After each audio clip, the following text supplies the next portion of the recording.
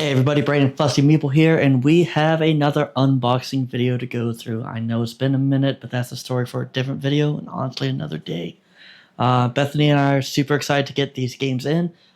We backed it last year, and I think this was one that did not get delayed. It's just one we kind of forgot about because we already own it, just not the big box setup. So we didn't get just one master box in for Project L. We also went with their all in to grab Square One, which is another master box game. So this one I don't know much about.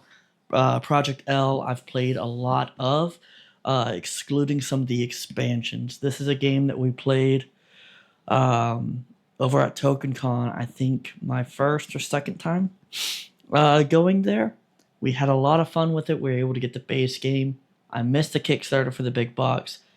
I was able to get one of the expansions. I believe it was Finesse or the Ghost.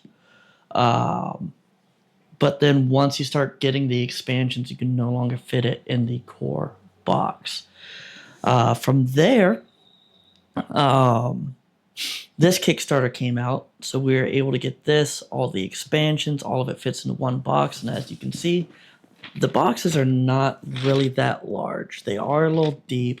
If you're going to have them vertical, they still take up a very small section. But let's go ahead and get on to the unboxing of Project L, and then we'll move on to Square One.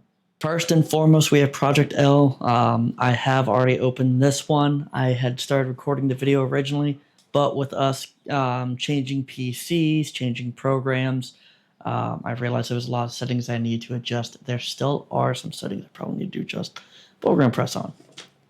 So first and foremost, you do have your player mats. You have a rule sleeve for the or tile overview for the finesse tiles. But another thing you do get in is the all-in-one rule book. This is one of the small things, quality of life that I love whenever you get the big box game is whenever they have one rule book that kind of fits everything in it. Having to flip through multiple rule books, find which one you need has always been kind of a pain. That's why for games like Scythe, that's the one big box that I had to piece together. We got everything in, and then they came out with the deluxe rule book, and that was a must-have for me. Another addition that I absolutely love is that they went with game trays for their setup, and as usual, they did an excellent job with that. So not only do you have one tray, but you do have two trays for. So for some of your games, you can have your trays either with each player if you're playing duos, or you can have it on opposite sides of the player of the table whenever you're playing with multiple people. That's one thing we do with the bowls.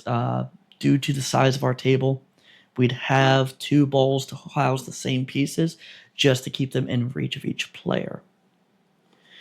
And here you have your finesse tiles and some of your other expansion pieces. One thing I forgot is you do get metal tokens with this.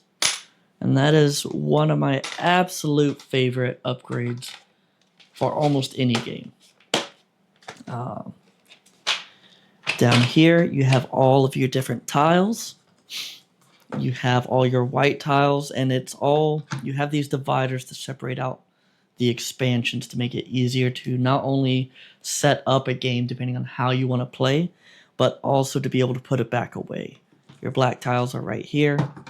And that's it for Project L. Overall, I'm very impressed with the quality. For the price we spent on this, it was well worth it. All the pieces you get are plastic pieces. And it's just overall it's a quick, fun, and simple game to play. It's easy to teach, and it's definitely one of those abstract kind of games. And now, next up, we have Square One. This is by the same design team. It is another chapter of the Project L universe, but it is its own standalone game, so it's not like it's an expansion to Project L. I don't know much about this one. I was mainly excited to get Project L, and with this, I've not tried it yet, but I wanted to give it a shot because we do like those abstract style games. Once again, you have your rule books, you have your tiles all in one, and this is fairly interesting actually. Are those acrylic? So I know the colorful cubes are. These are cardboard. You also have, for the organization, you can't really see it on camera all too well, but you do have the layout of what goes where to make setup and tear down a little bit easier. You have all your pieces, and I wonder...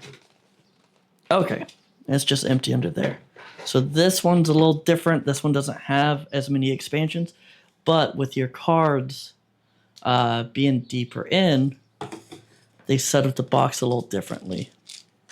You have your white and your black little jewels, kind of similar. And then you have your white and black cards as well. So this is definitely one we're going to get on the table here, hopefully this weekend. Give it a shot and see what it's about.